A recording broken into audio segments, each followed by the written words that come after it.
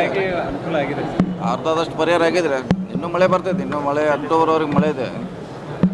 Dam ಎಲ್ಲ ತುಂಬ ಆಸೆ ಇದೆ. ಇನ್ನೂ ಟೈಮ್ ಇದೆ. ಈ ಒಂದು ತಿಂಗಳವರೆಗೆ ಅಂತ ಏನೋ ಸಮಸ್ಯೆ ಇಲ್ಲ ಬೆಳೆಗೆ. ಆಮೇಲೆ ನೋಡೋಣ.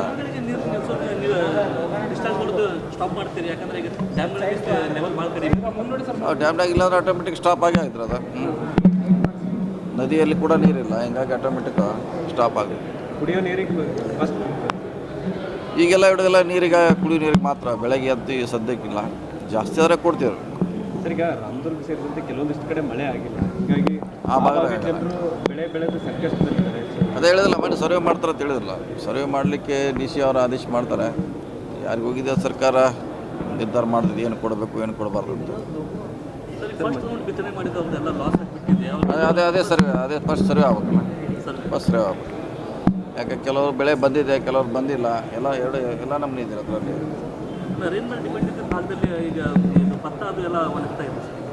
ಹಾಂ, ಆಗಿದೆ. ಅದನ್ನೇ ಸರ್ವೆ ಮಾಡಬೇಕು. ಸರ್ವೆ ಮಾಡೋದಕ್ಕೆ ಪರಿಹಾರ ಕೊಡಬೇಕು ಅಷ್ಟೇ. ಈಗ ಸಾಲ ಮನ್ನಾದ ಬಗ್ಗೆ ಸಾಕಷ್ಟು ಚರ್ಚೆ ಆಗ್ತಾಯಿದೆ.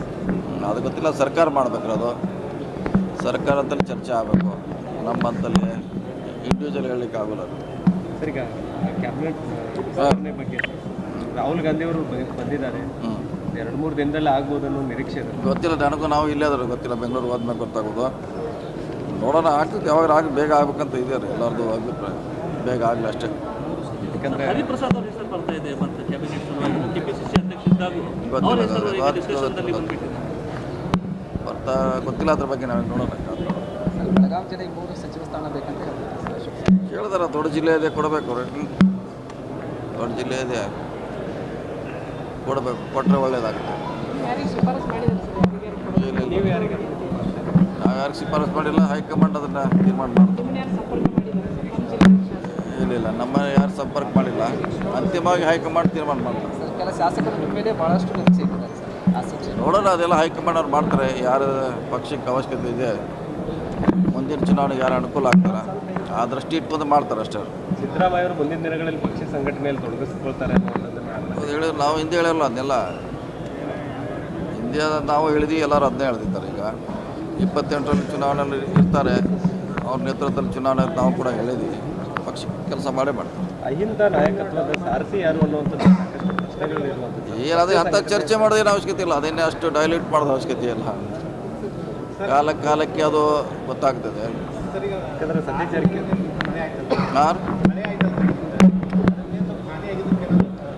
ಸರ್ವೆ ಮಾಡೋದು. ಸರ್ವೆ ಆದ್ಮೇಲೆ ಅದ್ರ ಬಗ್ಗೆ ಸ್ಪಷ್ಟವಾದ ತೀರ್ಮಾನ ಮಾಡ್ತಾರೆ. ಯಾಕೆ ಹಿಂಗೇನಿಲ್ಲ. ಇಲ್ಲ, ಈಗ ಅವರು ಮಂತ್ರಿ, ಇಡೀ ರಾಜ್ಯಕ್ಕೆ ಮಂತ್ರಿ ಅವರು ಹೋಗ್ತಾರೆ. ನಾನು ಹೊಂಟಿದ್ದೀನಿ.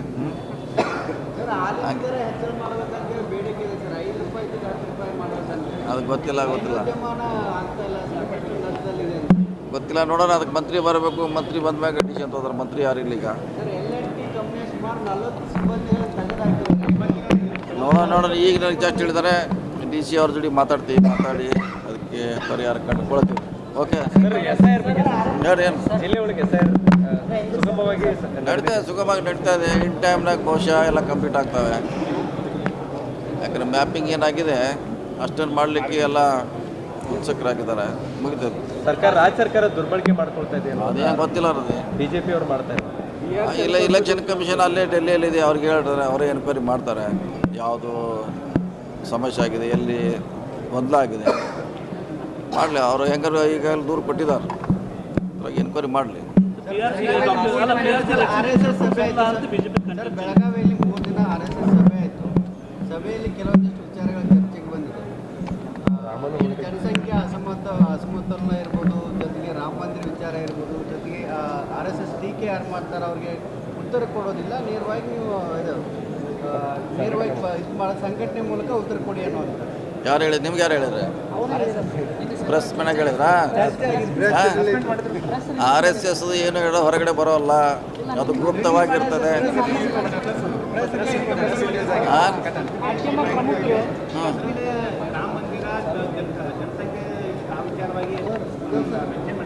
ಜನಸಂಖ್ಯೆ ಹೆಚ್ಚಾಗ್ತಿದೆ, ಸವಾಲುಗಳು ಏನೇನುಗಳಿದ್ದಾವೆ, ಸಾಕಷ್ಟು ಡ್ಯಾಮೇಜ್ ಆಗಿದೆ, ಚರ್ಚೆ ಆಗ್ತದೆ.